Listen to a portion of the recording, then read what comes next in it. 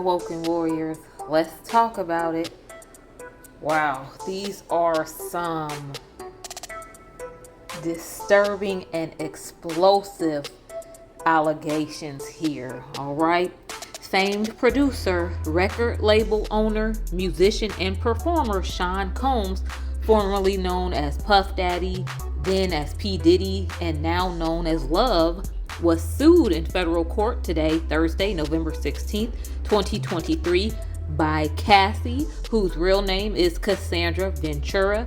She is a singer who was once signed to his label.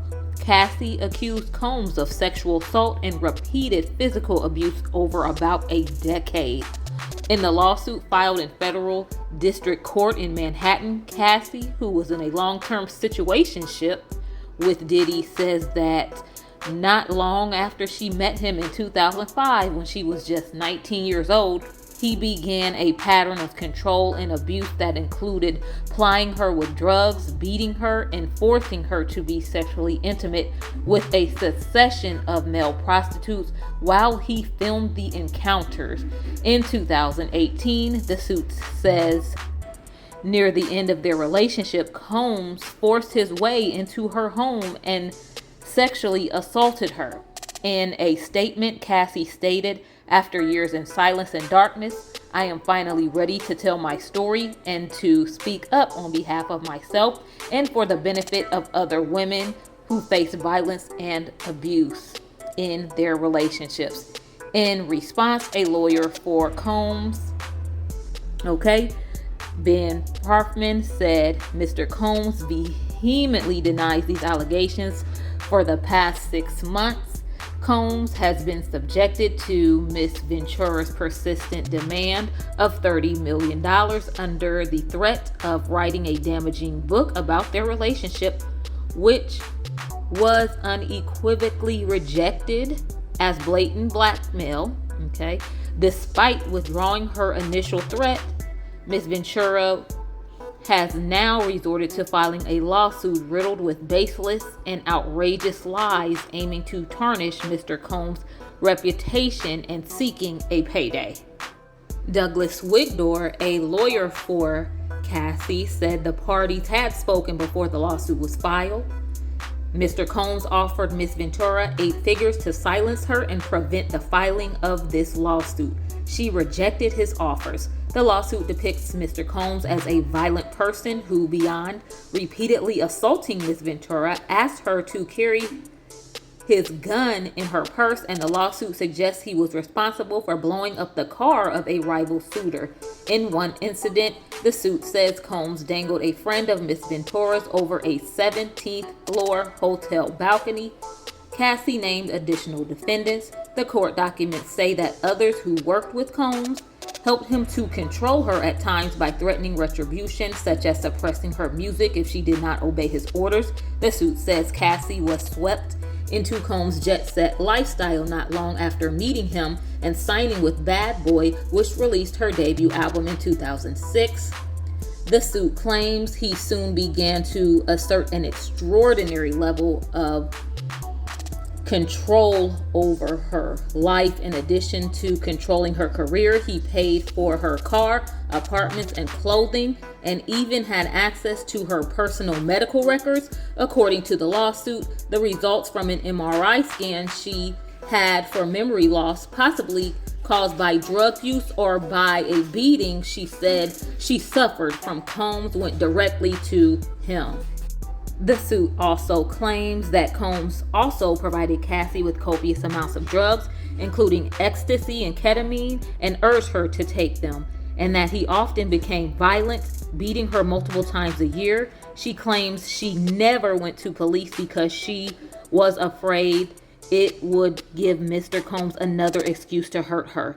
In one incident in Los Angeles in 2009, the suit says Combs became enraged when he saw Cassie talking to another talent agent, then pushed her into a car and kicked her repeatedly in the face, making her bleed. He then had his staff bring her to a hotel room to recover for a week. She asked to go home to her parents, but Combs refused.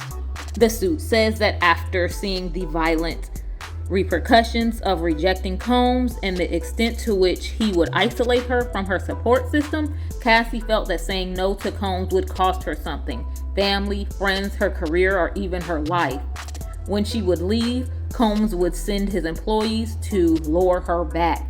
In another incident described in court papers, Cassie says that in early 2012, as Combs grew so angry about her dating the rapper Kid Cudi, he said he would blow the rapper's car up. Around that time, Kid Cudi's car exploded in the driveway. Okay, and through a spokesperson, okay, Kid Cudi did confirm Cassie's account by saying this is all true.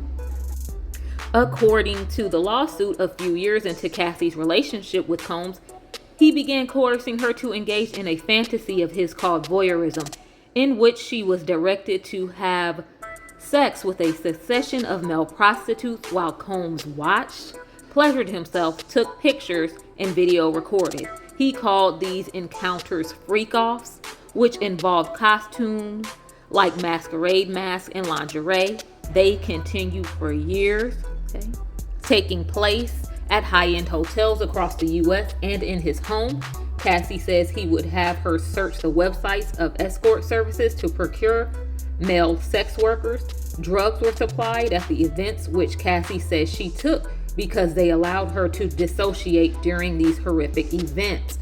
She would delete videos from the incidents that had been shot on her phone, but Combs told her he still had access to the videos, and on a flight once made her watch a video that she thought she had deleted.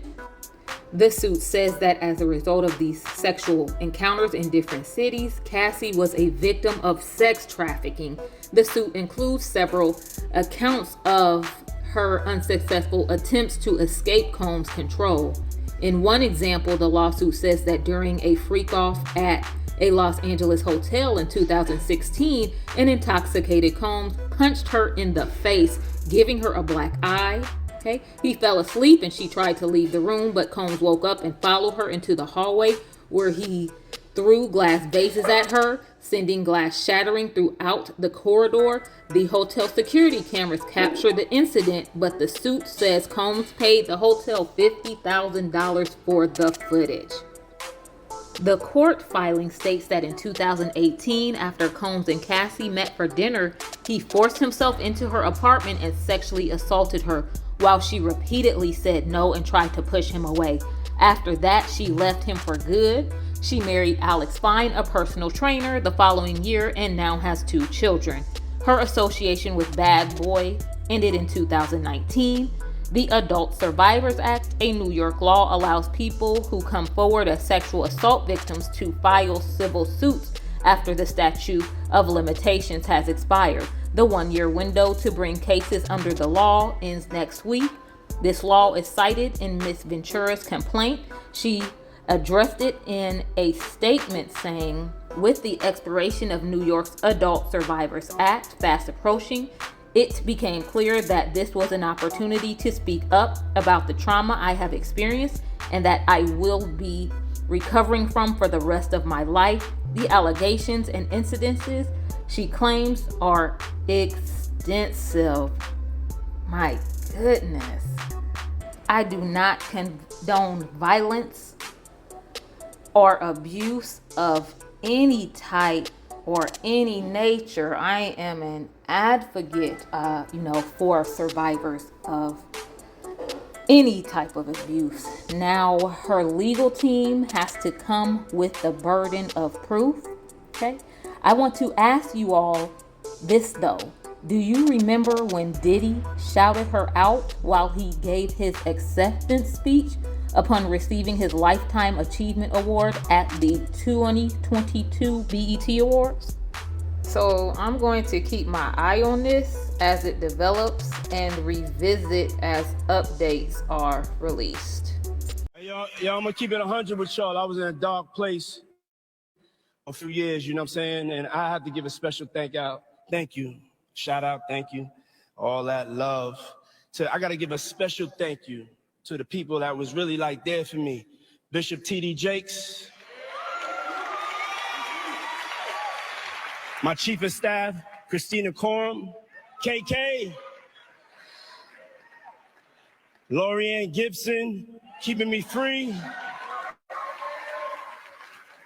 Yeah, and also Cassie for holding me down in the dark times. Stand up, awoken warriors, and as always, thank you all so much for all of the love, all of the support. Thank you for watching. Thank you for listening. It is all greatly appreciated. Please let me know your thoughts down below in the comment section.